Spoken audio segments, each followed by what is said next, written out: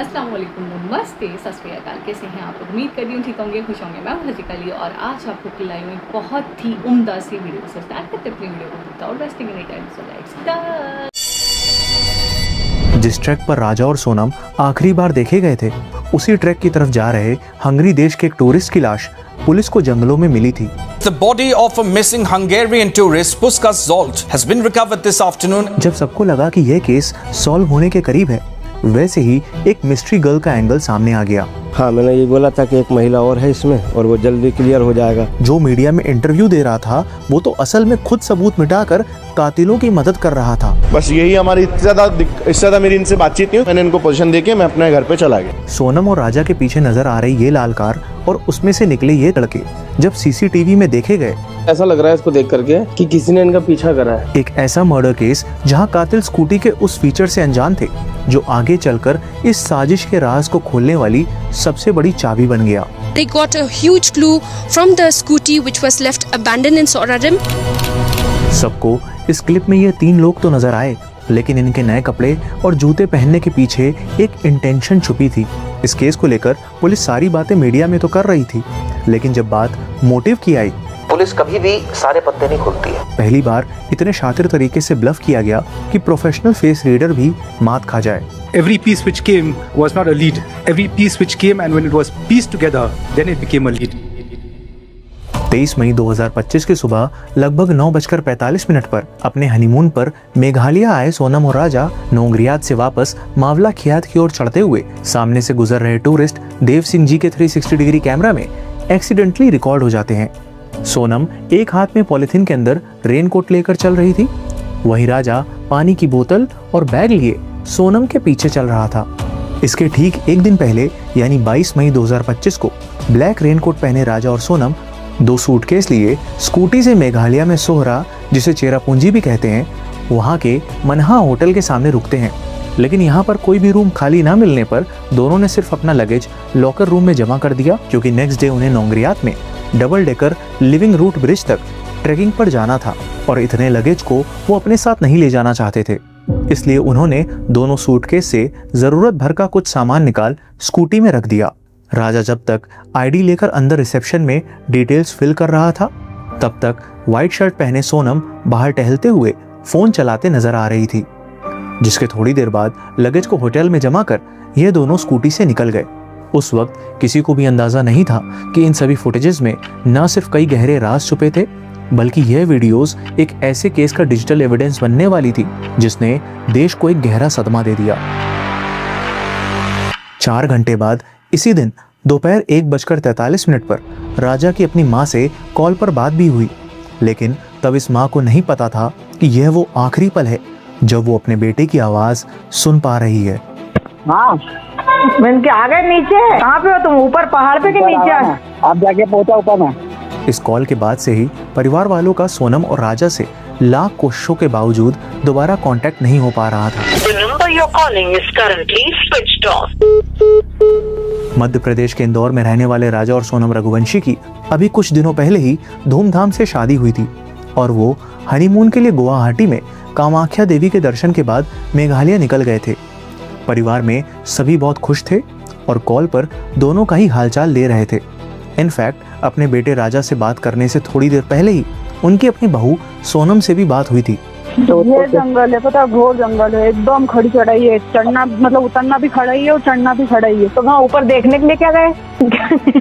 बस इसी 23 मई की दोपहर के बाद से ही दोनों का फोन स्विच ऑफ आने लगा था। शुरुआत में तो नेटवर्क इशू का सोचकर उन्हें कोई शक नहीं हुआ, क्योंकि राजा ने भी लास्ट टाइम नेटवर्क प्रॉब्लम की बात माँ को बताई थी। नेट नहीं चल रहा। नेट नहीं चल रहा। अरे नेट नहीं चल रहा। नेट चालू हुआ। नेट नहीं चल रहा आपको। लेकिन 24 घंटे बाद भी जब फैमिली का दोनों से कोई कांटेक्ट नहीं हो पाया, तो सभी का मन घबराने लगा। एक न्यूली वेड कपल, ऊपर से अनजान जगह, पहाड़ी रास्ता, ये सभी बातें मन में तरह तरह के उल्टे सीधे डर बैठाने लगी। दूर का जाने का मना करता है, नहीं जाना अपने को, अपना घर अच्छा है। राजा की फैमिली ने सोनम की फैमिली को कांटेक्ट कर पूरी बात बताई। सभी 24 मई की देर रात तक दोनों का नंबर ट्राई करते रहे, लेकिन कोई फायदा नहीं हुआ। इसलिए नेक्स्ट डे 25 मई को राजा का भाई विपिन और सोनम का भाई गोविंद इमरजेंसी फ्लाइट लेकर इंदौर से दिल्ली होते हुए गुवाहाटी और फिर वहां से शिलोंग पहुंचे। जहां एक तरफ विपिन और गोविंद दोनों की फोटो लिए दर दर भटकते सोनम और राजा को खोजने में लगे थे, वहीं दूसरी तरफ एक दिन पहले 24 मई की रात 9 बजे मेघालय पुलिस को शिलोंग के सोहरा रिम में गोल्ड पाइन्स ढाबे के पास एक लावारिस स्कूटी की इंफॉर्मेशन मिलती है। पुलिस ने जब इस स्कूटी के लाइसेंस प्लेट के थ्रू ओनर का पता किया तो जानकारी मिली कि यह स्कूटी एक रेंटल कंपनी की थी जो टूरिस्ट को घूमने के लिए किराए पर स्कूटी देते हैं। और वहीं से ही पुलिस को यह पता चला कि यह स्कूटी एक कपल ने रेंट पर ली थी। नेक्स्ट डे जब विपिन और गोविंद ने राजा सोनम की missing complaint Sohra police station में लिखवाई तो यह खुलासा हुआ कि पिछली रात जो स्कूटी पुलिस को मिली थी वही वो स्कूटी थी जिसे राजा और सोनम ने बुक किया था। दोनों का फोन स्विच ऑफ आना, ऊपर से उनकी स्कूटी का लावारिस मिलना, ऐसे में कोई भी सबसे पहले किसी अपराध के होने का शक करेगा। लेकिन मेघालय जैसे टूरिस्ट फ्रेंडली और सेफ जगह में पुलिस को सिर्फ एक ही डर था कि कहीं उनके साथ कोई एक्सीडेंट, कोई दुर्घटना ना हो गई हो, क्योंकि 1 महीने पहले ही हंगरी देश के टूरिस्ट पुस्कस जोल्ट की डेड बॉडी रामदैत विलेज से पार्शियली डिकम्पोज स्टेट में मिली थी। लेकिन ऑन साइट ऑटोप्सी के बाद पुलिस ने बताया कि पुस्कस को रूमेटॉइड आर्थराइटिस था, जिसकी वजह से ट्रैकिंग के दौरान पैर फिसलकर खाई में गिरने से उनकी मौत हो गई थी। अब इसी केस को रेफरेंस मानकर पुलिस इस खोज में लग गई कि कहीं राजा और सोनम किसी एक्सीडेंट का शिकार ना हो गए हों। वहीं राजा और सोनम के भाई भी अपने तरीकों से दोनों को खोजने में लग गए, लेकिन उस वक्त तक किसी को भी इस बात की उम्मीद बिल्कुल भी नहीं थी कि इस केस की सच्चाई इतनी भयानक निकलेगी। Welcome to the show. My name is Shashwat and you are watching The Dark Case of Sonam and Raja Raghuvanshi. Honestly, ये ऐसा केस है जहां जब जब आपको लगेगा कि आप सच के करीब हो, एक ऐसा नया सच उभर कर सामने आ जाएगा जो पिछले सच को झुठला देगा। ऐसे में पल पल आती नई खबरों के बीच केस की सही तस्वीर धुंधला जाती है। इसलिए इस केस को पूरा देखिएगा ताकि मेरी आप तक डिटेल्ड वे में सच को पहुंचाने की कोशिश सफल हो सके। 11 मई 2025 को हुई शादी के बाद राजा और सोनम अपना हनीमून मनाने 22 मई को मेघालय आए थे और 23 मई 2025 की दोपहर से दोनों की कोई खोज खबर नहीं थी। इंदौर के हनीमून कपल के मिसिंग होने की खबर जैसे ही न्यूज़ में आई, वैसे ही मेघालय जैसे खूबसूरत स्टेट को बदनाम करने का सिलसिला शुरू हो गया। लोग मेघालय के साथ वहाँ के लोगों को भी उल्टा सीधा बोलने लगे। उन्हें ऑनलाइन अब्यूज किया गया, क्रिमिनल्स बुलाया गया। Shown us in a very bad light that we are uncivilized, we are violent people. ऐसे समय में मेघालय के लोकल्स और पुलिस पर लगते आरोप एंड सोशल मीडिया पर फैलती इस नेगेटिविटी की वजह से पुलिस पर प्रेशर बहुत बढ़ गया था। पुलिस को हर हाल में इस मिसिंग केस की गुत्थी सुलझानी थी और इसके लिए वो अलग अलग टीम्स बना इन्वेस्टिगेशन शुरू करती है। 24 मई को सोहरा रिम में लावारिस मिली स्कूटी इस केस का पहला क्लू थी।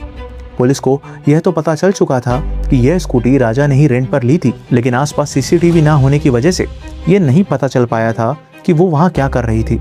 इसलिए पुलिस की एक टीम सोहरा रिम के आसपास के इलाकों में सर्च ऑपरेशन को शुरू करती है। वहीं दूसरी टीम इस कपल की ट्रिप डिटेल्स को गैदर करती है। इनिशियल इन्वेस्टिगेशन के दौरान पुलिस को राजा और सोनम 22 मई को 2 जगह सीसीटीवी में नजर आए। पहला शिलोंग के एक होटल में जहां उन्होंने सबसे पहले चेक इन किया था, और दूसरा सोहरा के मनाहा होटल के सीसीटीवी में स्कूटी के साथ। जब पुलिस ने होटल में पूछताछ की तो उन्हें पता चला कि रूम खाली ना होने के चलते वो सिर्फ बैग को लॉकर में जमा कर मौला खियात की ओर निकल गए थे। सो अब इन्वेस्टिगेशन पुलिस को सोहरा रिम से मौला खियात की ओर ले गई। मौला खियात को मेघालय का लास्ट विलेज भी कहते हैं और यह नोंगरियात जाने का मेन एक्सेस पॉइंट है। इस कम आबादी वाले शांत इलाके में कोई सीसीटीवी भी नहीं है। अक्सर ऐसी जगहों में वहाँ के लोग ही उस जगह की आंख और कान होते हैं। ऐसे में जब गांव वालों को मिसिंग कपल के बारे में पुलिस से पता चला तो वो खुद से ही आगे बढ़कर पुलिस की मदद करने आए। यहाँ पर पुलिस को भावन साई गाइड से पता चला कि वो कपल को नोंगरियात के शिपारा होमस्टे लेकर गया था, जहाँ सोनम ने उससे यह कह दिया था कि नेक्स्ट डे के लिए उन्हें अब गाइड की नीड नहीं है। शिपारा होमस्टे के ओनर से पूछने पर पुलिस को पता चला कि वो 22 मई की शाम को आए थे और अगले दिन 23 मई की सुबह 5:30 बजे ही निकल गए थे। पुलिस पूछताछ कर ही रही थी कि उनके हाथ एक बड़ी इन्फॉर्मेशन लगी। पुलिस को एल्बर्ट नाम का एक और गाइड मिला जिसने उन्हें बताया कि उसने राजा और सोनम को सुबह 10 बजे 3 लोगों के साथ नोंगरियात से वापस मौला खियात की तरफ जाते देखा था। पुलिस ने जब जानना चाहा कि वो 3 लोग कौन थे तो गाइड ने बताया कि वो लोग हिंदी में बात कर रहे थे इसलिए वो समझ नहीं पाया कि वो क्या बोल रहे थे। उसने यह भी बताया कि ये तीनों लड़के राजा के साथ बात कर रहे थे और सोनम उनसे थोड़े पीछे चल रही थी। अब पुलिस को इतना क्लियर हो पाया था कि पहले राजा और सोनम सोहरा में लगेज रखकर मोवला खियत आए, जहां उन्होंने स्कूटी पार्क की और गाइड लेकर नौंगरियात गए। वहां होमस्टे में रात गुजार वो नेक्स्ट डे अर्ली मॉर्निंग वापस 3000 स्टेप्स चढ़कर मोवला खियत लौट आए। बट स्कूटी मोवला खियत से आखिर इतनी दूर सोहरा रिम में कैसे मिली, और यह 3 लोग कौन थे एंड उनका राजा और सोनम से क्या कनेक्शन था, ये सभी सवाल बाकी थे। सिंस सिचुएशन सेंसिटिव थी, इसलिए पुलिस ने यह इन्फॉर्मेशन अपने तक ही रखी। अब पुलिस के हाथ एक बेहद अहम जानकारी लगी। एक्चुअली इन रेंटल व्हीकल्स में जीपीएस ट्रैकर होता है, जिस वजह से कपल के स्कूटी की जीपीएस इन्फॉर्मेशन से उन्हें पता चला कि 23 मई को स्कूटी मोवला खियात की पार्किंग से रियात और लियांग में वेइस और डोंग फॉल्स की पार्किंग तक गई थी और वहां 18 मिनट के लिए रुकी थी। यह एक बहुत ही इंपॉर्टेंट क्लू था, इसलिए मेघालय पुलिस ने बिना देरी किए स्टेट गवर्नमेंट की हेल्प से fire and emergency services, SDRF, NDRF, dog squads और ट्रेन्ड क्लाइंबर्स की टीम्स डिप्लॉय करवाई। और सबसे बड़ी बात यह थी कि मेघालय के जिन लोकल्स पर कपल को गायब करने का इल्ज़ाम लग रहा था, वही लोग कपल को खोजने में ज़मीन आसमान एक कर रहे थे। लेकिन यह बात जितनी बोलने में आसान लग रही है, असलियत उससे कहीं ज़्यादा मुश्किल थी। इतने वास्ट एरिया में कपल का सुराग ढूंढना भूसे के ढेर में सुई ढूंढने जैसा था, क्योंकि यहाँ के घने जंगल और पल में बदलता मौसम सर्च ऑपरेशन को मुश्किल बनाता जा रहा था। इनफैक्ट 29, 30 और 31 मई को चेरापूंजी में हुई लगातार भारी बारिश से आसपास के कई इलाकों में फ्लैश फ्लड भी आ गई। ऊपर से स्लिपरी स्टोन्स और वेट सॉइल की वजह से ग्रिप वीक और फॉगी वेदर के चलते विजिबिलिटी भी लो थी। अब ऐसे में सर्च ऑपरेशन चलाना मुश्किल होता जा रहा था, क्योंकि टीम्स रैपलिंग करते हुए खाई में उतरकर कपल को ढूंढ रही थी, जिसमें रेस्क्यू टीम की जान को भी खतरा था। इसलिए जैसे ही बारिश रुकी तो पुलिस ने नेसैक टीम से हेल्प ली, जो high powered and thermal drones के थ्रू एरियाज को खंगालने लगे। थर्मल ड्रोन में स्पेशल थर्मल कैमरा होता है जो ऑब्जेक्ट से इमिट होती हीट यानी इंफ्रारेड रेडिएशन को डिटेक्ट करता है, अब वो चाहे इंसान हो, जानवर हो या कोई मशीन।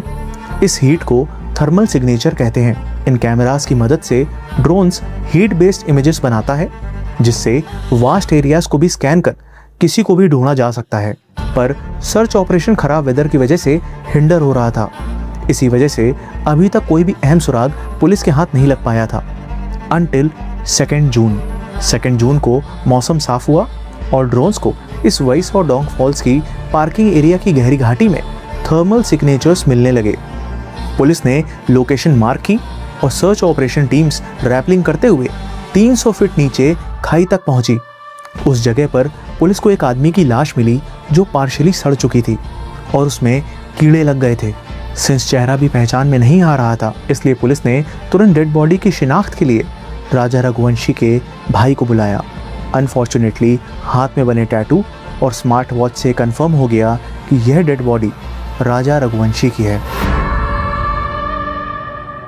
राजा की मौत की खबर से पूरे परिवार में हाहाकार मच गया।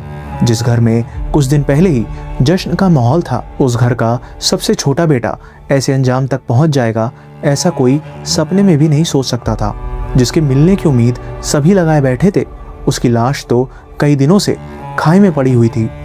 लाश की हालत इतनी खराब हो चुकी थी कि पुलिस को समझ नहीं आ रहा था कि यह हादसा था या मर्डर। इसलिए बॉडी को तुरंत पोस्टमार्टम के लिए भेज दिया गया, जहां रिपोर्ट में निकल कर आया कि उसके सर पर आगे और पीछे से किसी धारदार हथियार से वार किए गए थे। राजा की हत्या की खबर आग की तरह पूरे देश में फैल गई। इंदौर मिसिंग कपल की न्यूज़ जो पहले हेडलाइन थी, अब नेशनल शेम बन चुकी थी, क्योंकि राजा की बॉडी तो मिली लेकिन सोनम का कोई सुराग नहीं था। तभी इस केस में ह्यूमन ट्रैफिकिंग का एंगल भी आने लगा, जिसमें यह खबर आने लगी कि राजा का मर्डर कर सोनम को किडनैप करके बांग्लादेश ले जाया गया है। बस यहीं से नेशनल मीडिया ने एक बार फिर मेघालय के लोगों, वहाँ की पुलिस और सरकार सभी पर सवाल उठाना शुरू कर दिए। और सिर्फ सवाल ही नहीं, बल्कि ऐसे आरोप, ऐसे नैरेटिव पूरे देश में फैला दिए गए जिनका सच्चाई से दूर दूर तक वास्ता नहीं था। मेघालय जो one of the safest state है, उसको अनसेफ और क्राइम प्रोन बताया गया। वहाँ के लोगों को किलर और ह्यूमन ट्रैफिकर बताया गया। पुलिस को निकम्मा और कामचोर कहा गया। अनफॉर्चुनेटली सिर्फ मीडिया हाउसेस ही नहीं बल्कि मैनी सो कॉल्ड क्रिएटर्स सिर्फ व्यूज़ के लिए अनाप शनाप बोलने लगे, बिना ये सोचे कि वो मेघालय को किस लेवल तक चोट पहुंचा रहे हैं। 4 जून को राजा की बॉडी इंदौर उसके घर भेज दी गई। किसे पता था कि 2 हफ्ते पहले हनीमून पर निकला राजा यूं कफन में लिपटकर घर आएगा। राजा की फैमिली ने प्राइम मिनिस्टर को लेटर लिखकर सीबीआई इंक्वायरी की भी मांग की। राजा की फैमिली ने यह भी अपील की कि हमने अपना बेटा तो खो दिया है, लेकिन हमारी बहू सोनम को सही सलामत लौटा दो। पंडित, कुंडली, टोटका, मन्नत, सोनम की सलामती के लिए वो हर प्रयास किए गए और एट लास्ट मन्नत पूरी हुई भी, लेकिन कुछ इस तरह से जो शायद अब वो खुद भी नहीं चाहते थे। 9 जून की रात 1 बजे सोनम यूपी में गाजीपुर के काशी ढाबे में बदहवास हालत में पहुंचती है। वो वहां कहां से आई थी, यहाँ तक कैसे पहुंची, यह तब तक किसी को नहीं पता था। वो वहां के ढाबा मालिक साहिल यादव को बताती है कि वो अपने हस्बैंड राजा के साथ हनीमून के लिए मेघालय गई थी, जहां कुछ लोगों ने लूटपाट के इरादे से उन पर हमला कर दिया और उसे बचाने के चक्कर में वो जान गंवा बैठा। उसे ये नहीं पता कि वो मेघालय से यहाँ तक कैसे पहुंची, क्योंकि उसे उन अपराधियों ने नशे का इंजेक्शन दे दिया था। सोनम ढाबा मालिक से मोबाइल मांगकर अपने भाई गोविंद से फूट फूट कर रोते हुए पूरी बात बताती है। गोविंद ने ढाबा मालिक से फौरन पुलिस को कॉल करने को कहा और खुद भी पुलिस को सोनम की लोकेशन बताई ताकि जल्द से जल्द सोनम तक मदद पहुंच सके। एमपी पुलिस ने यूपी पुलिस से कांटेक्ट किया और थोड़ी देर बाद पुलिस सोनम को अपने साथ लेकर चली गई। अब यहीं से कहानी पलट गई। गाजीपुर मेडिकल कॉलेज की सीसीटीवी फुटेज सामने आती है, जहां सोनम डरी सहमी नजर आ रही थी और फिर सुबह तक खबर आती है कि सोनम को पुलिस ने अरेस्ट कर लिया है। जो कुछ घंटों पहले विक्टिम थी वो अचानक से मुजरिम कैसे ठहरा दी गई, यह जानने के लिए हमें केस के बैकग्राउंड में छुपी हुई कड़ियों को जोड़ना होगा। मध्य प्रदेश के इंदौर में रहने वाला राजा रघुवंशी अपने परिवार में तीनों भाइयों में सबसे छोटा था। पढ़ाई खत्म होने के बाद पिछले 4 सालों से वो अपने फैमिली बिजनेस रघुवंशी ट्रांसपोर्ट के अकाउंट एंड ऑपरेशंस को संभाल रहा था। वहीं सोनम रघुवंशी भी इंदौर में रहती थी, जो अपने पिता के प्लाईवुड बिजनेस में HR डिपार्टमेंट को देखती थी।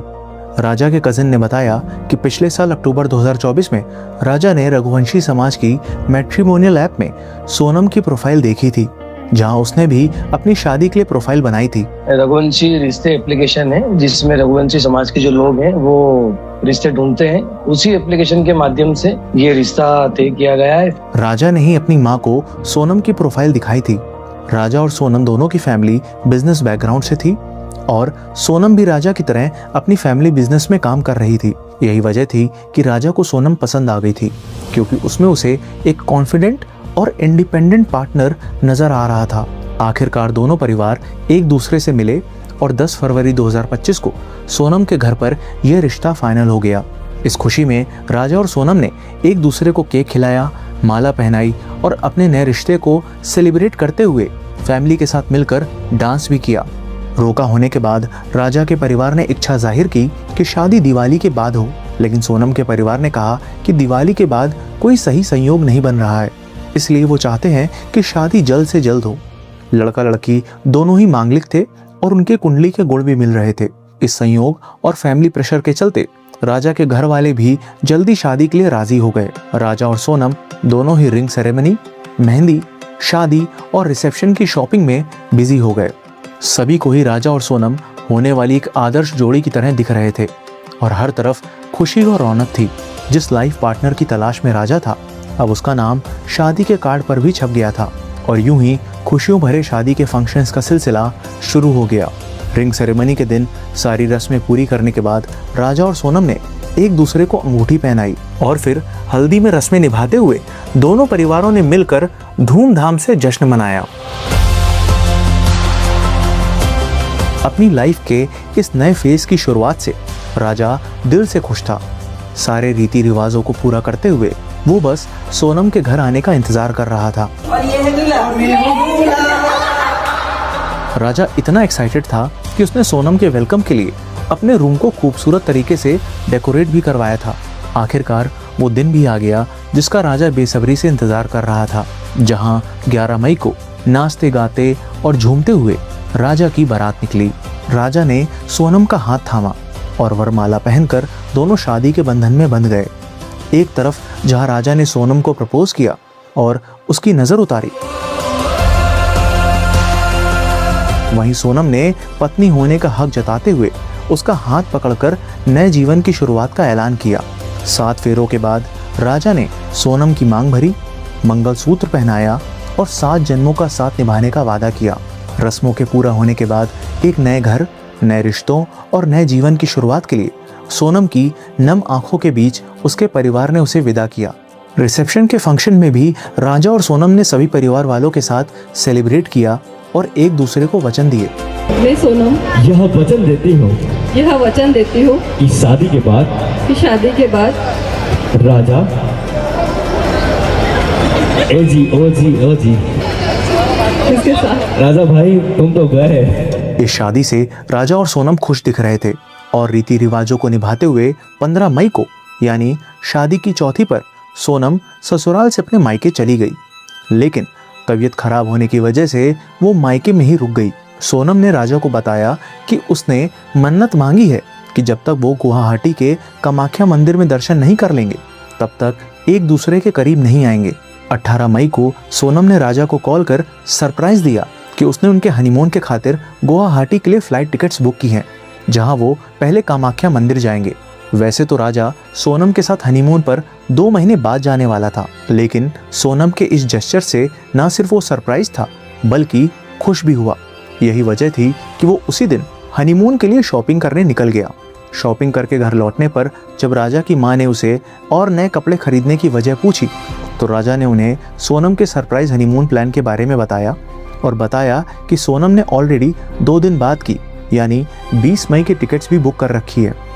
बेटे की खुशी देखकर मां ने उसे रोका नहीं, बस पूछा कि वो दोनों वापस कब आएंगे, जिस पर राजा ने बताया कि सोनम ने अभी रिटर्न टिकट्स नहीं बुक की हैं, इसलिए वापस आने की तारीख उसे पता नहीं है। मां ने जब सोनम को कॉल कर वापस आने की डेट पूछी तो सोनम ने कहा कि शॉपिंग के चलते वो भूल गई थी और वो गुवाहाटी पहुंचकर रिटर्न टिकट्स बुक कर लेगी। 20 मई की सुबह 6:47 पर राजा अपने घर से रैपिडो बाइक टैक्सी लेकर एयरपोर्ट को निकल जाता है, जहां 9:30 बजे वो सोनम के साथ वाया बेंगलोर इंदौर से गुवाहाटी चला जाता है। गुवाहाटी पहुंचकर उन्होंने साथ में कामाख्या मंदिर के दर्शन किए, जहां से सोनम के कहने पर ही वो ट्रिप को एक्सटेंड कर मेघालय में शिलोंग को निकल गए। 22 मई को शिलोंग पहुंचकर दोनों ने एक ऑटो रेंटल से स्कूटी ली और लगेज जमा कर मौलाखियात के लिए निकले।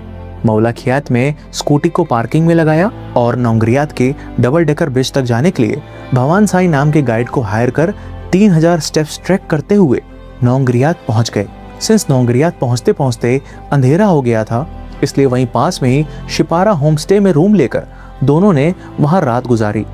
नेक्स्ट डे यानी 23 मई की सुबह 5:30 बजे ही वो दोनों होम स्टे से चेकआउट कर डबल डेकर ब्रिज की ओर निकल गए। राजा हनीमून की यादों को इकट्ठा कर सोनम के साथ वापस मौलाखियात की ओर चल दिया, जहां उसने स्कूटी पार्क की थी। 3000 स्टेप्स के इस लंबे ट्रैक के वक्त राजा को रास्ते में इंदौर के ही 3 लड़के मिले। दूर स्टेट में कोई अपने ही शहर का अपनी ही बोली का टकरा जाए तो कोई भी खुश होकर उससे बातचीत करने लगेगा, और राजा का नेचर तो वैसे भी बहुत हंसमुख और फ्रेंडली था, इसलिए जब उन्होंने रास्ते में राजा से बातचीत करना शुरू की तो अपने शहर का पाकर राजा भी उनसे फ्रेंडली हो गया। उसकी ट्रैक पर हुई इन तीनों से मुलाकात अच्छी खासी जान पहचान में बदल गई। बात में पता चला कि वो लोग भी वही सौ डोंग फॉल्स देखने जा रहे हैं जो जगह सोनम ने राजा को घुमाने के लिए चुनी थी। फिर क्या था, राजा और सोनम उन तीनों के साथ ट्रैक का बचा हुआ रास्ता कवर करते हुए साथ में ही वाटरफॉल देखने के लिए चल दिए। मौलाखियात पहुंच वहां से सबने अपनी स्कूटी उठाई और वही सौ डोंग फॉल्स की तरफ चल दिए। सिंस राजा और सोनम बिना ब्रेकफास्ट किए निकले थे, इसलिए रास्ते में रुककर राजा ने केले खरीदे और उसी दौरान अपनी माँ को कॉल किया। कुछ खाने का मिला कि नहीं मिला? अरे केले खा रहा हूँ, अभी हाल पहुंचा हूँ, यहाँ से निकलूंगा। इस कॉल के कुछ मिनट बाद कुछ ऐसा होने वाला था जो शायद सबकी सोच से परे था। लगभग दोपहर 2 बजे के करीब जब स्कूटी से सभी रियाद अरलियांग में वही सौ डोंग फॉल्स की पार्किंग में पहुंचे तो वहां चारों तरफ सन्नाटा था। वो इलाका इतना सुनसान था कि उस वक्त उन 5 लोगों के अलावा उस समय वहां पर कोई भी नहीं था। नेचर की इन शांत वादियों में बहते वही सौ डोंग फॉल्स को देखने के लिए राजा जब गाड़ी पार्क कर सेल्फी पॉइंट पर पहुंचा तो सोनम मुस्कुराते हुए उसके सामने आकर खड़ी हो गई, बिल्कुल उसी तरह जैसे कुछ दिनों पहले हुई रस्मों में वो उसके साथ खड़ी थी। लेकिन इस मुस्कुराहट के पीछे छुपे छल कपट के असली रूप से राजा अनजान था। इसलिए जब तक वो कुछ समझ पाता तब तक सोनम के एक इशारे पर उन लड़कों में से एक ने बैग में छुपे धारदार डाव यानी मशेटी से अचानक से राजा के सर पर इतनी जोर से वार किया कि वो दर्द में चीखता हुआ खून से लथपथ जमीन पर गिर गया। पहला वार होते ही सोनम पीछे हट गई और उतने में बाकी दो लड़कों ने भी राजा के सर पर आगे से भी 2 वार किए। पहला वार पीछे से किया गया था, इसलिए राजा को न संभल पाने का मौका मिला और न ही अपनी जिंदगी के लिए लड़ने का। उसे उम्मीद नहीं थी कि जिस औरत को वो अपनी पत्नी समझ उसके साथ इन वादियों में अपनी जिंदगी के सबसे खूबसूरत लम्हे बिताने आया था, वो तो उसकी मौत बनकर उसके साथ चल रही थी। राजा खून से लथपथ मौत की दहलीज पर पड़ा था, जिसे पार करते करते वो ये देख चुका था कि 7 जन्मों के साथ की कस्में खाने वाली उसकी पत्नी सोनम ने उसे शादी के सिर्फ 2 हफ्तों के अंदर ही इस अंजाम तक पहुंचा दिया। लेकिन किस्सा यही नहीं रुका। जिन हाथों को राजा ने शादी में प्यार से थामा था, उन्हीं हाथों के इशारे पर उन तीनों लड़कों ने राजा को खाई में फेंक दिया। राजा को ऐसी जगह मर्डर कर फेंका गया था कि वहां से उसकी लाश का मिलना और सच का खुलासा हो पाना बेहद मुश्किल था। जहां सोनम पर किसी को भी शक नहीं था और वो खुद को एज अ विक्टिम दिखा रही थी, ऐसे में मेघालय पुलिस सबूतों के साथ उसका असली चेहरा कैसे सामने लाई। सोहरा पुलिस स्टेशन की हिस्ट्री में आज से पहले एक भी मर्डर केस फाइल नहीं हुआ था। ऐसे में यह केस टाइम सेंसिटिव था, इसलिए मेघालय पुलिस ने तुरंत SIT टीम फॉर्म की और इस केस को ऑपरेशन हनीमून का नाम दिया। सर्च ऑपरेशन को और तेज कर दिया गया, पेट्रोल डॉग्स और ड्रोन्स बढ़ा दिए गए।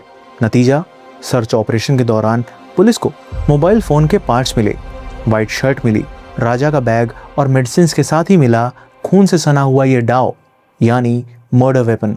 यह मर्डर वेपन एक अहम कड़ी था, जिससे पुलिस को यह साफ हो गया कि राजा की हत्या एक साजिश के तहत की गई है, क्योंकि यह डाव लोकली मेड डाव से बहुत अलग था।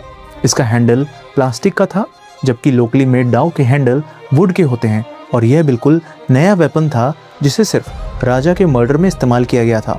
इसी पॉइंट से पुलिस को लग गया कि इस मर्डर में शामिल अपराधी मेघालय से बिलोंग नहीं करते। उधर पुलिस को सोनम के सूटकेस से मंगलसूत्र और टो रिंग मिली, जबकि राजा की गोल्ड चेन और रिंग अभी भी मिसिंग थे। और इसी पॉइंट से पुलिस को सोनम पर शक होने लगा था, क्योंकि एक न्यूली मैरिड लेडी आखिरकार अपना मंगलसूत्र उतार कर घूमने क्यों जाएगी। अब यहीं से पुलिस ने एक टीम सोनम के कॉल रिकॉर्ड्स को खंगालने में लगा दी। इधर सर्च ऑपरेशन के दौरान पुलिस स्कूटी के GPS को ट्रैक करके AD व्यू पॉइंट पहुंची, जहां सोनम और राजा की स्कूटी थोड़ी देर रुकी थी। इसलिए अब पुलिस आसपास के इलाके में छानबीन करने लगी। लगातार कड़ी मेहनत करते हुए पुलिस ने पूरे इलाके को ऊपर से नीचे तक छान मारा और इसका नतीजा उन्हें मिला भी, जब एक खून से सना रेनकोट उनके हाथ लगा, जो देखने में सोनम का लग रहा था। इसलिए पुलिस ने उस रेनकोट को तुरंत फॉरेंसिक्स के लिए भेज दिया। उधर 15 ऑफिसर्स की 5 SIT टीम्स इन्वेस्टिगेशन में लग गई। पहली टीम राजा के पोस्टमार्टम रिपोर्ट और मोबाइल एक्टिविटी के जरिए मर्डर को रिकंस्ट्रक्ट करने में जुटी थी। दूसरी टीम हर पॉसिबल जगह जाकर CCTV फुटेजेस को स्कैन करने में लग गई। तीसरी टीम राजा और सोनम के कॉल और मैसेज डेटा को स्टडी कर रही थी और उन नंबर्स को मॉनिटर कर रही थी जो उस वक्त कपल के आसपास एक्टिव थे, जिनमें से कुछ के साथ सोनम मैसेजेस के थ्रू कांटेक्ट में थी और उसकी लोकेशन भी उन्हीं के करीब ट्रेस हो रही थी। चौथी टीम होटल ओनर्स, गाइड और लोकल से बात करके हर डिटेल को इकट्ठा कर रही थी, जबकि 5वीं टीम राजा और सोनम की सोशल मीडिया एक्टिविटी को स्कैन करने में लग गई। और यहाँ उन्हें 23 मई को राजा के इंस्टाग्राम से 2 बजे की एक पोस्ट मिली, together for 7 life times. Police का सोनम पर शक गहराने लगा, क्योंकि जब उन्होंने उसकी सोशल मीडिया एक्टिविटी को चेक किया तो सोनम ने राजा के साथ एक भी फोटो अभी तक पोस्ट नहीं की थी और राजा की इस पोस्ट के बाद ही दोनों फोन्स स्विच्ड ऑफ हो गए थे। जब राजा की पोस्टमार्टम रिपोर्ट आई तो मर्डर का एंगल साफ हो गया। उसके सर पर एक बार पीछे से और एक सामने से हुआ था, जो उसकी मौत की वजह बना। इन सभी फाइंडिंग्स के तार धीरे धीरे सोनम तक जा रहे थे और SIT का शक अब उस पर और गहराने लगा था।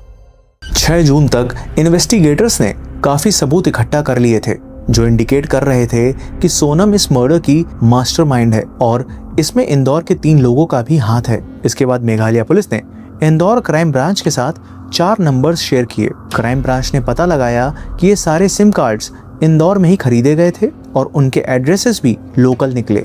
मेघालय पुलिस ने उन सभी नंबर्स को मॉनिटर करने को कहा ताकि उनकी मूवमेंट्स को ट्रैक किया जा सके। फिर 7 जून को इंदौर में सर्विलेंस शुरू हुआ, जिसके बाद 3 नाम सामने आए, आकाश, विशाल चौहान और आनंद कुर्मी।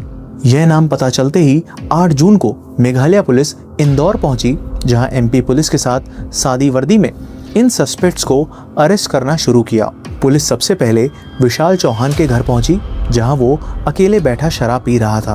विशाल की गिरफ्तारी और फिर उसके कन्फेशन से पुलिस को एक बहुत अहम इंफॉर्मेशन मिली, एक ऐसा नाम जो पुलिस की रडार में कभी था ही नहीं, और वो था राज कुशवाहा।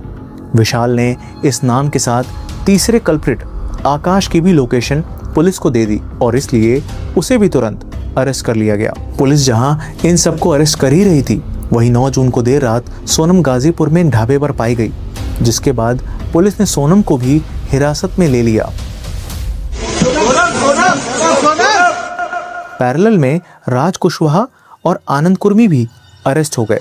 सो इस तरह सोनम को मिलाकर टोटल 5 लोगों को पुलिस ने हिरासत में ले लिया था। सिंस क्राइम मेघालय में हुआ था, इसलिए सारे कल्प्रिट्स को अरेस्ट करने के बाद मेघालय पुलिस उन्हें अपने साथ शिलोंग ले गई और उन्हें शिलोंग कोर्ट में प्रेजेंट कर उन सभी को रिमांड पर लेकर पूछताछ शुरू की। 17 जून को क्राइम सीन का रिकंस्ट्रक्शन किया गया, जिससे इस मर्डर की पिक्चर क्लियर हो गई। सोनम के साथ जो 3 आरोपी मेघालय में मौजूद थे, उनमें से एक था विशाल चौहान उर्फ विक्की, जो ललितपुर उत्तर प्रदेश का रहने वाला है, लेकिन वो रहता इंदौर में ही था और पैसे कमाने के लिए रैपिडो बाइक चलाता था। इस मर्डर में वो राज कुशवाहा की वजह से जुड़ा था, क्योंकि राज उसका अच्छा दोस्त था, इतना पक्का दोस्त कि राज की बहन उसे राखी तक बांधती थी। दूसरा अक्यूज्ड आकाश सियागंज इंदौर का रहने वाला है, जो अनएम्प्लॉयड था और कभी कभी मजदूरी करता था और उसे विशाल ने राज से मिलवाया था। तीसरा अक्यूज्ड आनंद कुर्मी बीना मध्य प्रदेश का रहने वाला है और वो आकाश और विशाल का ही दोस्त है। राजा के मर्डर के प्लान के लिए इन तीनों कल्प्रिट्स को सोनम से जिसने मिलवाया था, वो था राज कुशवाहा। उत्तर प्रदेश के रहने वाले राज कुशवाहा के पिता 2 साल पहले ही गुजर गए थे और अब वो अपनी 2 बहनों और माँ के साथ रहता था। राज कुछ साल पहले ही नौकरी के सिलसिले में इंदौर आया था और सोनम के भाई गोविंद ने उसे अपनी प्लाईवुड कंपनी में हायर किया था, जहां वो बिलिंग डिपार्टमेंट में काम करता था। सिंस गोविंद ने राज की लाइफ की प्रॉब्लम्स में काफ़ी मदद की थी, इसी वजह से राज के लिए गोविंद पिता के समान था। सोनम भी इसी फैमिली बिजनेस में काम करती थी और यहीं पर सोनम की राज से मुलाकात हुई थी। जब इन 5 आरोपियों की गिरफ्तारी के बाद पूछताछ शुरू हुई तो पहले तो सब चुप रहे, लेकिन जैसे ही कबूलनामा शुरू हुआ तो एक ऐसी साजिश सामने आई जिसने सभी के होश उड़ा दिए, क्योंकि सभी के दिल में ये सवाल था कि आखिर ये पूरी साजिश कैसे रची गई और क्यों बनाया गया राजा को निशाना। सोनम ने स्टार्टिंग से ही अपने माँ बाप से शादी को लेकर इनकार करना शुरू कर दिया था और जब से राजा की फैमिली के साथ उसके घर वाले रिश्ते की बात कर रहे थे, तब से सोनम का अपने घर वालों से रोज झगड़ा होता था और यह मसला इतना ज्यादा बढ़ गया था कि आस पड़ोस के लोगों को भी खबर लग गई थी। सोनम जिद्दी और गुस्सैल तो थी ही, लेकिन यह नेचर उसे अपने माँ बाप से ही मिला था, जो खुद भी अड़ियल नेचर के थे। वो हर कीमत पर सोनम की शादी राजा से करवाना चाहते थे, क्योंकि उनकी नज़र में सोनम के लिए इससे बेहतर रिश्ता नहीं हो सकता था। बात तो सही थी कि राजा से बेहतर नहीं, लेकिन क्या राजा के लिए सोनम बेहतर थी?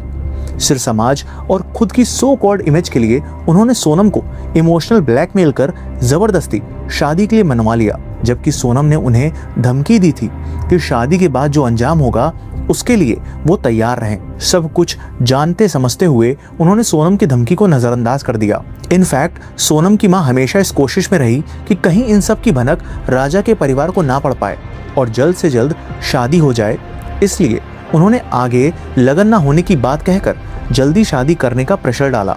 10 फरवरी 2025 को जैसे ही सोनम का रिश्ता राजा से तय हुआ, उसी दिन के बाद से सोनम और राज कुशवाहा ने साथ मिलकर इस खौफनाक साजिश को रचना शुरू कर दिया। एक तरफ जहां वो राजा के साथ शादी की शॉपिंग कर रही थी, वहीं पीठ पीछे वो उसी के मर्डर का प्लान बना रही थी। 1 महीने बाद 11 मई को सोनम की राजा से शादी हो गई, लेकिन फिर भी राज कुशवाहा और सोनम फोन से लगातार मर्डर प्लान डिस्कस करते रहे और शादी की चौथी यानी 15 मई को रीति रिवाज के मुताबिक सोनम अपने घर गई तो, लेकिन वापस आने की बजाय तबीयत खराब होने के बहाने अपने घर में ही रुक गई और वहीं से राज कुशवाहा के साथ फोन पर प्लानिंग करती रही। 16 मई की रात 9 बजे से लेकर सुबह 3 बजे तक टोटल 6 घंटे दोनों ने फोन पर बात कर प्लान को फाइनलाइज किया कि वो राजा को हनीमून के बहाने बाहर ले जाकर मौत के घाट उतार देंगे। इवन दो राजा अभी हनीमून पर जाना नहीं चाहता था, लेकिन राज कुशवाहा के कहने पर सोनम ने गुवाहाटी के टिकट्स को बुक किया और सरप्राइज गिफ्ट देने की आड़ में राजा को हनीमून के लिए राजी कर लिया। इस पूरे प्लान में सिर्फ एक छोटी सी दिक्कत थी और वो यह है कि सोनम के परिवार के पंडित ने उसे 5 जून से पहले कहीं भी ट्रैवल करने से मना किया था। डर यह था कि कहीं उसका परिवार ही उसके मंसूबों पर पानी ना फेर दे। इसलिए सोनम ने अपने घर में झूठ बोल दिया कि राजा ने हनीमून के टिकट्स बुक कर दिए हैं। फिर इसी साजिश को डिस्कस करने के लिए राज कुशवाहा सोनम के साथ 17 मई को इंदौर के एक कैफे में तीनों लड़कों से मिला। वहां आनंद कुर्मी की आईडी से खरीदे गए 2 सिम कार्ड्स राजा ने सोनम और बाकी तीनों को दे दिए। उसके बाद सोनम ने उन्हें ट्रेन टिकट्स के साथ साथ 50,000 कैश भी दे दिए ताकि प्लान को अंजाम तक पहुंचाया जा सके। प्लान के अकॉर्डिंग राज कुशवाहा यही इंदौर में ही रुका रहा और अपनी लाइफ के डेली रूटीन पर चलता रहा ताकि किसी को शक ना हो। इसके बाद ये तीनों 19 मई को ट्रेन से गुवाहाटी पहुंच गए। वहां रेलवे स्टेशन से राजा को मारने के लिए 2 हथियार खरीदे और फिर अलग अलग जगहों पर जाकर रेकी करने लगे। 20 मई को राजा और सोनम गुवाहाटी पहुंच जिस होटल में रुके थे वहां से लगभग 1 किलोमीटर दूर यह तीनों शातिर भी गुवाहाटी के आनंदा लॉज में रूम लेकर रुक गए।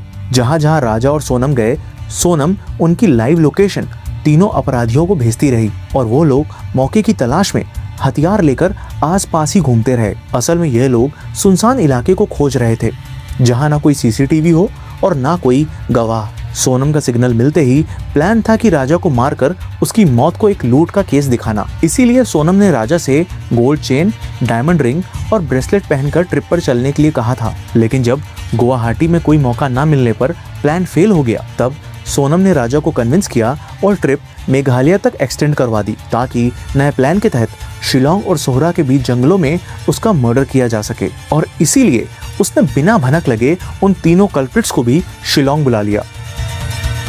सोनम हर हाल में राजा को मौत के घाट उतारना चाहती थी और यही वजह थी कि जब गुवाहाटी का प्लान फेल हुआ तो उसने मेघालय के लिए 2 प्लान बनाए, प्लान ए और प्लान बी, ताकि अगर एक प्लान फेल भी हो जाए तो बैकअप प्लान को एग्जीक्यूट किया जा सके। 22 मई को शिलोंग पहुंचकर प्लान ए एक्टिवेट हुआ। इस प्लान के मुताबिक तीनों कल्प्रिट्स की प्रेजेंस में सोनम सेल्फी के बहाने राजा को एक खाई में धक्का देने वाली थी। उसी दिन की सीसीटीवी फुटेज में राजा हनीमून के लिए पैकिंग करते दिख रहा था। वहीं सोनम उसकी मौत के जाल भी बुनते नजर आई। वो कॉन्स्टेंटली फोन पर तीनों क्रिमिनल से टेक्स्ट पर बात कर रही थी। लोकेशन शेयरिंग, अपडेट्स और अटैक की टाइमिंग सब उसी मोमेंट में डिसाइड हो रहा था। लेकिन इतनी प्लानिंग के बाद भी तेज बारिश और जल्दी होते अंधेरे ने प्लान ए को फेल कर दिया। पर सोनम के दिल में इतनी नफरत भरी थी कि अब वो रुकने वाली नहीं थी। 2 प्लान्स फेल होने के बाद भी उसने राज कुशवाहा से बात कर प्लान बी पर काम करना शुरू किया। प्लान बी के मुताबिक राजा को सुनसान पहाड़ी इलाके पर ले जाकर तीनों के हाथों कत्ल करवाने का था। इस बार इनका प्लान कामयाब हो सके, इसके लिए सोनम ने काफी रिसर्च कर राजा को मारने के लिए 2 जगह चुनी, मौलाखियात से नोंगरियात का ट्रैक और वेइसोडोंग फॉल्स। मौलाखियात इसलिए चुना गया क्योंकि यह एक बहुत ही सेक्लूडेड विलेज है, ना सीसीटीवी ना ट्रैफिक, सिर्फ 17 परिवारों वाला एक गांव। ऊपर से नोंगरियात का ट्रैक काफी लंबा, कठिन और घने जंगलों से घिरा हुआ है। सेकंड लोकेशन वेइसोडोंग फॉल्स को सोनम ने इसलिए चुना क्योंकि 2023 के बाद से सिविल सब डिविजनल अथॉरिटी ने 3 विलेजेस के बीच ओनरशिप को लेकर चल रहे लीगल डिस्प्यूट के चलते इसे बंद कर दिया था। जिस कारण यह जगह सुनसान पड़ी थी। प्लान के अकॉर्डिंग जहां 23 मई को सोनम राजा के साथ नौगरियात से मौला खियात के ट्रैक पर निकली, जिस पर यह तीनों शातिर भी निकल चुके थे। यह तीनों कल्प्रिट्स 9:25 पर वहां से गुजर रहे टूरिस्ट के मोबाइल कैमरा में एक्सीडेंटली कैद हो गए, जिसमें वो ट्रैक पर सीढ़ियों से बने इस रास्ते पर जाते दिखे। ठीक 20 मिनट बाद 9:45 पर सोनम और राजा भी उसी रास्ते की शुरुआत करते हुए रिकॉर्ड हो गए। यानी तीनों अपराधी पहले आगे पहुंचकर राजा और सोनम का इंतजार कर रहे थे, क्योंकि गाइड ने 10 बजे राजा को इन तीनों के साथ बात करते हुए देखा था। यानी इन अपराधियों ने उन 15 मिनट्स के बीच में ही किसी बहाने से राजा से दोस्ती कर ली थी। और अगर इस फुटेज को ध्यान से देखा जाए तो ट्रैकिंग करते वक्त इन लोगों ने कपड़े और जूते बिल्कुल नए पहने थे, मानो ट्रैकिंग के पहले उन्हें कभी पहना ना गया हो। इस तरह तैयार होकर ट्रैकिंग पर उस समय पर आगे मौजूद होना यह भी प्लान का हिस्सा था, क्योंकि राजा से दोस्ती करने के लिए इन तीनों का डिसेंट गेटअप में होना जरूरी था। लेकिन राजा से घुलने मिलने के बाद भी वो राजा को मारने में फेल हो गए, क्योंकि लंबी ट्रैकिंग करके ये तीनों इतना थक गए थे कि उन्होंने राजा को मारने से मना कर दिया। यह सुनते ही सोनम घबरा गई, क्योंकि वो जानती थी कि यह आखिरी मौका है जब वो राजा को मार सकती है, वरना इस ट्रिप के बाद उसे राजा के साथ वापस इंदौर लौटना पड़ेगा। इसलिए सोनम ने राजा को मारने के लिए उन्हें 20 लाख रुपए ऑफर कर दिए, जिसके लालच में वो राजा को मारने के लिए तैयार हो गए। फिर वैसाडोंग फॉल्स से 2 किलोमीटर पहले सोनम फोटो खींचने के बहाने रुकी तो, लेकिन यहाँ पर भी मौका नहीं मिल पाया। सोनम ने बहुत ही चालाकी से राजा का फोन यह कहकर स्विच ऑफ करवा दिया कि उसके फोन पर आ रही कॉल से उनका पर्सनल टाइम डिस्टर्ब हो रहा है। सोनम के इरादों से अनजान राजा ने अपना फोन स्विच ऑफ कर लिया। प्लान के अकॉर्डिंग सभी वैसाडोंग फॉल्स पहुंचे, जो बिल्कुल सुनसान था। राजा सेल्फी पॉइंट पर अकेला था, जहां सोनम उसे डिस्ट्रैक्ट करने के लिए उसके सामने खड़ी हो गई, उससे बहाने से बात करने लगी। वो पहले ही इशारा कर चुकी थी, इसलिए मौका पाकर विशाल ने दोनों हाथों से डाव को पकड़ पूरी ताकत से राजा के सर के पीछे जोरदार हमला किया, जिससे राजा जमीन पर गिर गया। अगला हमला आनंद और आखिरी बार आकाश ने किया। ये हमले इतनी बेरहमी से किए गए थे कि वहीं पर राजा की मौत हो गई, और फिर इन तीनों ने मिलकर उसकी बॉडी को 4 फुट लंबी रेलिंग के ऊपर से खाई में फेंक दिया। हैरानी की बात यह थी कि जब 2 जून को राजा की मौत की खबर सोनम के घर पहुंची, तो वहां राज कुशवाहा भी पहुंचकर सोनम के पिता को सहारा देते नजर आया। सोनम ने राजा को अपने रास्ते से हटा दिया था, लेकिन आधा प्लान अभी भी बाकी था, जिसमें इन्हें राजा के कत्ल को रॉबरी की शक्ल देनी थी, ताकि सोनम कभी भी कल्प्रिट लिस्ट में ना आ पाए, बल्कि एज अ विक्टिम देखी जाए। और इसके लिए भी सोनम ने 2 प्लान तैयार कर रखे थे। पहले प्लान में यह दिखाना था कि सोनम खाई से गिरकर नदी में बह गई थी और वो वहां से बचकर आई है, और दूसरा था कि सोनम की उम्र और कद काठी की महिला का या तो मर्डर कर या ऐसी बॉडी को अरेंज कर उसे स्कूटी के साथ जला देना, ताकि सबको लगे कि राजा के साथ सोनम का भी मर्डर हो गया है। लेकिन इन प्लान्स को कामयाब करने के लिए सोनम का गायब होना जरूरी था, और उसके पहले सारे सबूतों का मिटाना। इसलिए आकाश ने अपनी खून से सनी शर्ट को खाई में फेंक दिया, और सोनम ने अपना रेनकोट आकाश को पहनने के लिए दे दिया। सोनम ने राजा के फोन को भी तोड़कर फेंक दिया, और बाकी अपराधियों के साथ स्कूटी से एडी व्यू पॉइंट पहुंची, जहां आकाश ने सोनम का दिया हुआ रेनकोट फेंक दिया, क्योंकि उसमें भी खून लग चुका था। यहाँ से सोनम आकाश के पीछे स्कूटी में बैठ गई, और आनंद राजा की रेंटेड स्कूटी को सोहरा रिम में छोड़ आया। फिर विशाल ने सोनम को बुर्का दिया, जिसे पहनकर वो पुलिस बाजार गई और टैक्सी करके गुवाहाटी पहुंची, और फिर वहां से बस करके वो सिलीगुड़ी गई, फिर बस बदल कर पटना, और वहां से बाई ट्रेन लखनऊ। यानी असम, वेस्ट बंगाल, बिहार और यूपी, ये 4 स्टेट्स होते हुए सोनम फाइनली बस से 25 मई को वापस अपने ही शहर इंदौर में एक फ्लैट में छुपकर रहने लगी, जो विशाल ने अपने नाम पर सोनम के लिए पहले से ही किराए पर ले रखा था। जब पूरा देश राजा और सोनम की फिक्र कर रहा था, उनकी सलामती की दुआ मांग रहा था, उस वक्त इस मासूम से लड़के को मौत के घाट उतार चुकी सोनम अपने शहर में छुपी अपनी ही गुमशुदगी की खबर सुन और पढ़ रही थी। सब कुछ सोनम के प्लान के अकॉर्डिंग चल रहा था। तीनों अपराधी भी अलग अलग ट्रेन से अपने अपने घर वापस लौट गए थे। इन सभी को लग रहा था कि राजा को जिस जगह से मारकर फेंका है वहां से उसकी बॉडी कभी मिलेगी ही नहीं, और अगर कभी महीनों बाद मिल भी गई तो इतनी डिकम्पोज हो चुकी होगी कि इसको आइडेंटिफाई करना नामुमकिन होगा। और फिर कुछ महीनों बाद सोनम किडनैपिंग दिखा विक्टिम बनकर सबके सामने आ जाएगी।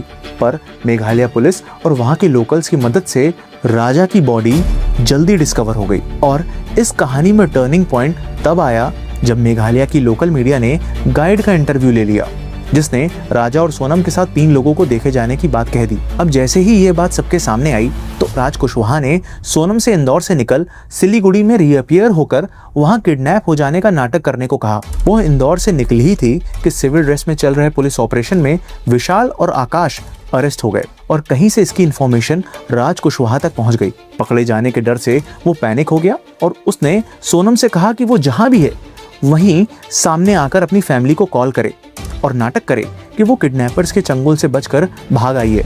यही वजह थी कि वो गाजीपुर के एक ढाबे में नाटक करते हुए सबके सामने आई, लेकिन उसका सारा भांडा फूट गया और पुलिस ने उसे अरेस्ट कर लिया।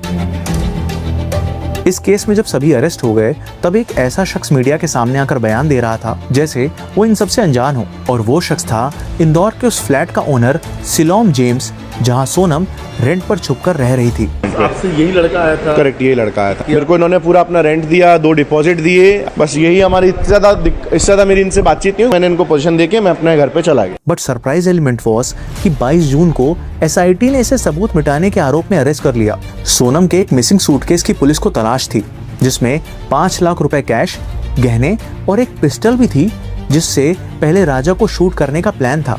सोनम के अरेस्ट होने के बाद सिलोम जेम्स ने उस फ्लैट में दूसरी की का यूज करते हुए वहां से उस सूटकेस को हटा दिया। पुलिस और फॉरेंसिक्स उस जगह पर भी गई जहां उसने इस सूटकेस और सोनम के कपड़ों को जलाया था। पुलिस ने जब सिलोम से सख्ती से पूछताछ की तो एक और किरदार लोकेंद्र तोमर का नाम निकलकर सामने आया, और लोकेंद्र के कहने पर ही सिलोम ने सोनम का बैग जलाया था, जिसमें रखे 5 लाख रुपए, पिस्टल और गहने लोकेंद्र ने अपने पास निकालकर पहले ही रख लिए थे। इंदौर के जिस फ्लैट में सोनम रुकी थी उसी बिल्डिंग के फ्लैट सिलोम और लोकेंद्र किराए पर देते थे। पुलिस ने जब लोकेंद्र से कांटेक्ट किया तो वो फोन स्विच ऑफ कर फरार हो गया था, लेकिन 23 जून की शाम को ग्वालियर से उसे अरेस्ट कर लिया गया। पुलिस ने इस फ्लैट के गार्ड बलवीर को भी इन्वॉल्वमेंट के शक में MP के गुना से अरेस्ट किया, और 23 जून को उसे भी सिलोम के साथ ट्रांजिट रिमांड पर शिलोंग भेज दिया।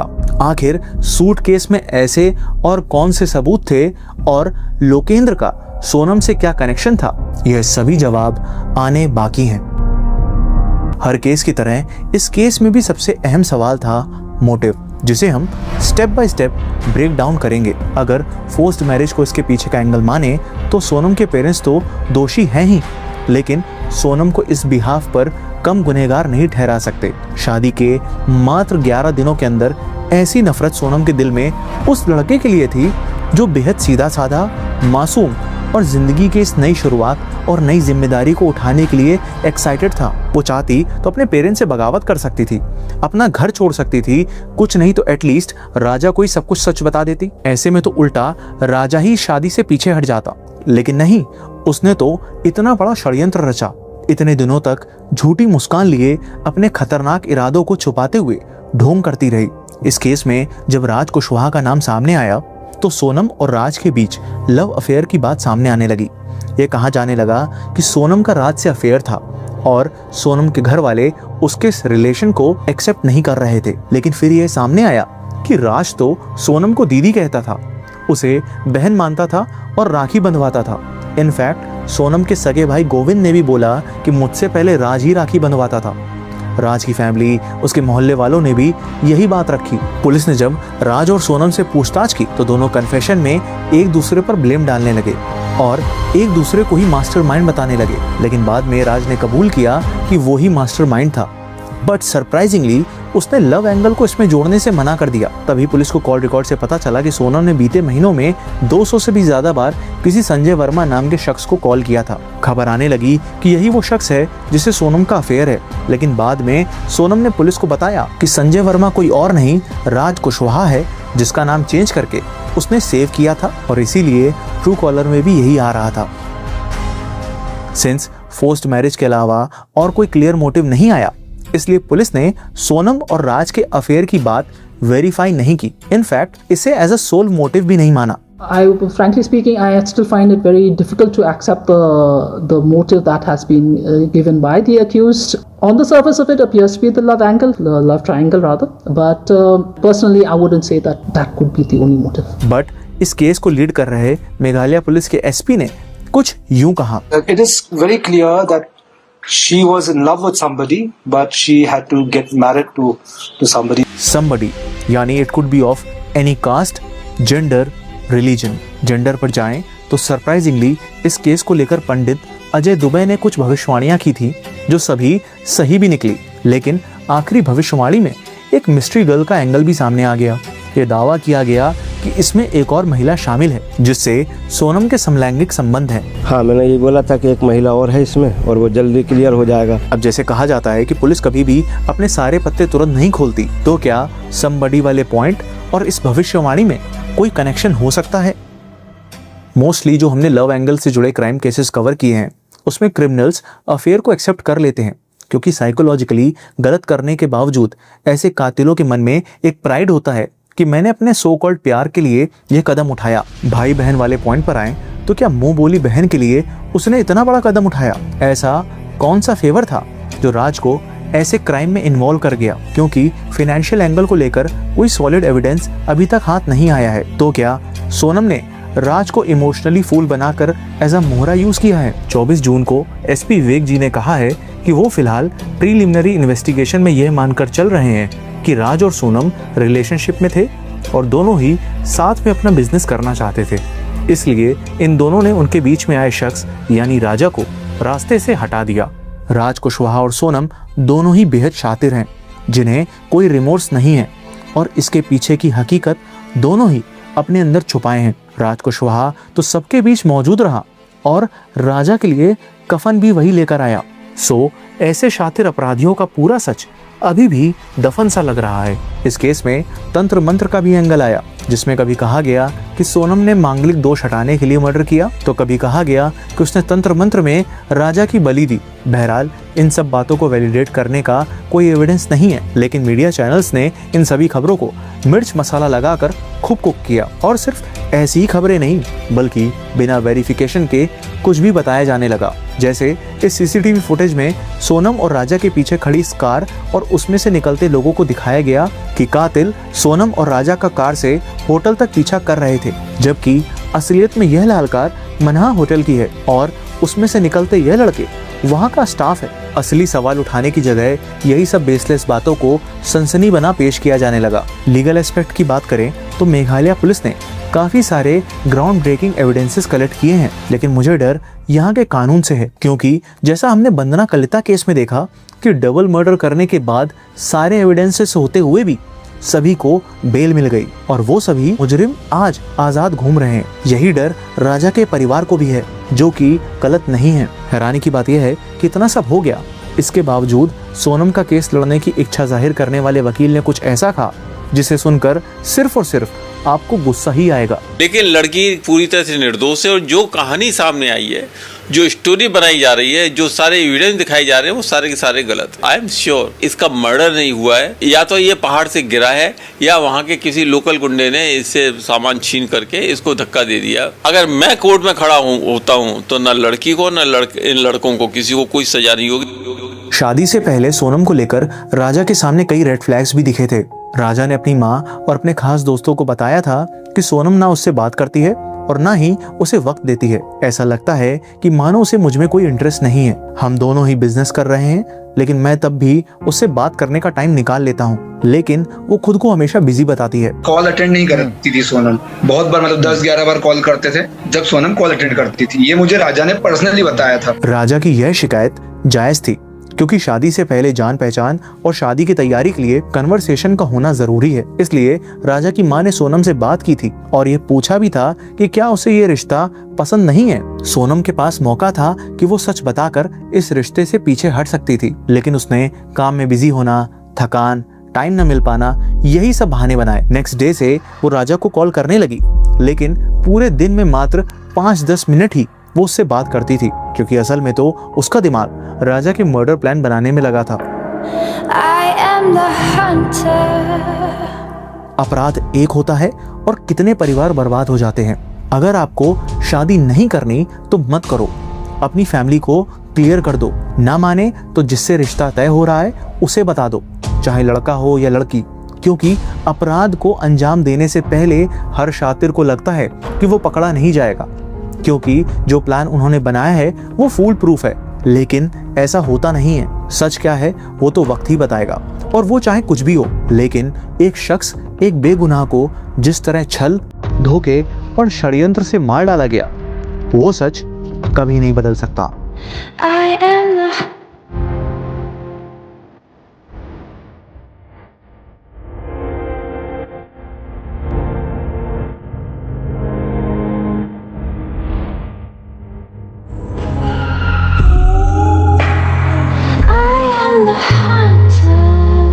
अगर आप क्राइम केसेस ऑडियो फॉर्म में सुनना पसंद करते हैं तो आप Spotify पर हमारे पॉडकास्ट को सुन सकते हैं, जिसका लिंक डिस्क्रिप्शन में दिया हुआ है। और ढेर सारा प्यार और सपोर्ट देने के लिए दिल से थैंक यू। मतलब मेरी समझ से तो वो पालातर है। ये बात थी, किसी एक इंसान को मारना पूरी इंसानियत की कुछ है। सब तो आप लोगों ने भी सुना होगा, बहुत ही कॉमन सा जुमला है ये, लेकिन इसके अंदर बहुत गहराई छुपी है। अगर आप किसी को डिसलाइक करते हो, आपके ठीक है, अभी मुझे ऐसा लव वाला तो चक्कर नहीं लग रहा, जहाँ तक मेरा दिमाग काम कर रहा है, जहाँ तक मुझे लग रहा है, मेरी गट फीलिंग्स कह रही है, लव वाला तो कोई एंगल नहीं है, क्योंकि मैंने ये पहली वीडियो नहीं है। इसके अलावा मैंने सोचा कि क्योंकि मैं इतनी ज़्यादा तजस्सुस का शिकार हो रही हूँ, मैंने 2 से 3 वीडियोस देख ली सोनम वाली और राजा वाली, तो मैंने कहा एक वीडियो, डिटेल वीडियो आप लोगों के साथ देखनी चाहिए। 1 घंटे की ये वीडियो थी, लेकिन इसके अंदर A to Z पूरी कहानी पता चली। अच्छा, कहने का मकसद है मोटिव अभी भी क्लियर नहीं हुआ, लेकिन जहाँ तक मैं मानकर चल रही हूँ या मेरा मानना है, लव वाला एंगल तो मुझे नहीं दिखाई दे रहा, क्योंकि अगर किसी का किसी से रिलेशनशिप होता है तो दीदी कहना या भाई कहना तो मुझे लगता है कि बनता ही नहीं है। और फिर अगर कोई चालाक हो, बहुत ज़्यादा चालाकी और अय्यारी के साथ प्रिटेंड करवाने के लिए, किसी को फील ना करवाने के लिए दीदी या भाई कहे, तो एक बॉडी लैंग्वेज, एक बहुत सारी चीज़ें होती हैं जिससे पता चल जाता है कि यार इन दोनों के बीच में कुछ चल रहा है, कोई खिचड़ी बन रही है या पक रही है। लेकिन इर्द गिर्द के जितने भी लोग हैं उन्होंने ये कहा कि इनका अफेयर नहीं था, इनका कोई रिलेशनशिप नहीं था। भाई तक ने बोला कि वो राखी तक बनवाता था, उससे पहले वो बनवाता था। तो कहने का मकसद ये है, राज कुशवाहा ने किस वजह से ये इतना संगीन कदम उठाया, सिर्फ मुँह बोली बहन के लिए तो कोई इतना नहीं करेगा। अब इसके पीछे मैन मोटिव क्या है या इसके पीछे क्या मैन रीज़न है, ये तो खैर सामने नहीं आया, लेकिन जहाँ तक मेरा ख्याल है वो यही है कि या तो वाकई इन्होंने अपना कोई रिलेशनशिप है जिसे छुपा के रखा है, जिसके बारे में राज को पता होगा और राजा को नहीं बताया इन्होंने। यही सबसे बड़ी गलती। देखिए, अगर आपके पेरेंट्स, 2 चीज़ें होती हैं, यहाँ पर अपने पेरेंट्स को बता दो और पीछे हट जाओ। दूसरी बात यह है कि अगर आपके पेरेंट्स नहीं मान रहे तो आप शादी से पहले भी, जाहिर सी बात है आज हम इतने एडवांस दौर में हैं कि शादी से पहले ही यहाँ बात लगती है, वहाँ नंबर्स वगैरह एक्सचेंज हो जाते हैं, बातचीत होने लग जाती है, तो आप बहुत फ्रेंडली होकर, फ्रेंड बनकर अपने होने वाले पार्टनर से बहुत कुछ शेयर कर सकते हो। और जिस तरीके का उन्होंने षड्यंत्र रचा वो बहुत ही गलत था अपने आप में। मैं उसको बिल्कुल भी अप्रिशिएट नहीं करूँगी। मैं ये कहकर कि उनके पेरेंट्स की गलती है जी, तो इस वजह से आप लड़की को नहीं, क्यों नहीं दो। देखो, अगर आप पेरेंट्स को बता रहे हो, पेरेंट्स नहीं सुन रहे, कोई किसी की ज़बरदस्ती शादी नहीं करवा सकता, इतना मैं जानती हूँ। आजकल की लड़कियों के बारे में अगर मैं बात कहूँ, किसी को अगर शादी नहीं करनी तो नहीं करनी। तो कहने का मकसद ये है, पेरेंट्स एक हद तक ही प्रेशर डाल सकते हैं। बंदा भाग सकता है, आप जिसको पसंद करती थी, जिससे प्यार करती थी, चाहे वो लड़का था या लड़की था, जो भी, जिसकी आइडेंटिटी आपने अब तक छुपा के रखी थी कि राज वो नहीं है, तो आप उसके साथ भाग सकते थे, रनिंग मैरिज कर लेते। बाद में लोग क्या कर लेते, भाई शादी करके आ जाते, बोलते हमने शादी कर ली, सिंपल है। तो कहने का मकसद ये है, एक मासूम की ज़िंदगी बर्बाद करना, उसे मौत के घाट उतार देना, इतनी बेरहमी से कत्ल करना, वो भी किसी की औलाद था, किसी का भाई, किसी का बेटा। तो कहने का मकसद है कि ये कहाँ का इंसाफ है, ये कहाँ की अक्लमंदी है। फिर आपने अपने आप को भी सलाखों के पीछे ढकेल लिया। इतनी वेल फैमिली से आप बिलोंग करते थे, इतने वेल पोस्ट पे थे, इतने अच्छा काम कर रहे थे, लेकिन उसके बावजूद ऐसे शैतानी ख़यालात कैसे आपके दिमाग में आ गए, ऐसे इतनी लंबी साजिश आपने कैसे रच ली। मुझे तो लगता है कि ये आम लोगों की बात ही नहीं है। हम जैसे आम लोग कभी इस हद तक जाकर सोच ही नहीं सकते। हमें बहुत है भाई हम अपने पेरेंट्स से बगावत करेंगे, रनिंग मैरिज कर लेंगे, वो भी नहीं होगा। चलो शादी हो गई हमारी, एक बात है, चलो ठीक है, इज़्ज़त की दुआइयाँ दे दी। वैसे तो मैं कहती हूँ कि अब क्या इज़्ज़त कम ख़राब हुई होगी, एक बात है। अब इर्द गिर्द के लोग क्या सोच रहे होंगे, जो चीज़ें सामने आई जिस तरीके से आपने मर्डर करा, एक बात है। क्या अगर आपने इज़्ज़त का सोच के आप रुकी थी, आपने ये कदम, ये साजिश करी और आपको लगा कि कभी भी आप पकड़े नहीं जाओगे, कभी भी आपका सच सामने नहीं आएगा, ये तो बहुत बड़ी बेवकूफ़ी होती है। तो इज़्ज़त तो आपकी अभी भी पामाल हुई थी। इससे बेहतर था यार आप शादी कर लेती, शादी करके लीगली शादी करके उस बंदे को इंट्रोड्यूस करवा देती हैं, बंदी थी जो भी था, तो बहुत इससे कहीं ज़्यादा बेहतर होता है। एक हद तक आपके पेरेंट्स कितना नाराज़ रहेंगे आपसे, इसके बाद बहुत खुश होंगे, वो आपसे अब कतई ताल्लुक़ नहीं करेंगे, वो आपसे अब नाराज़ नहीं होंगे। तब तो चांस था कि कुछ महीने, कुछ मुद्दत के बाद वो आपसे बात कर लेंगे।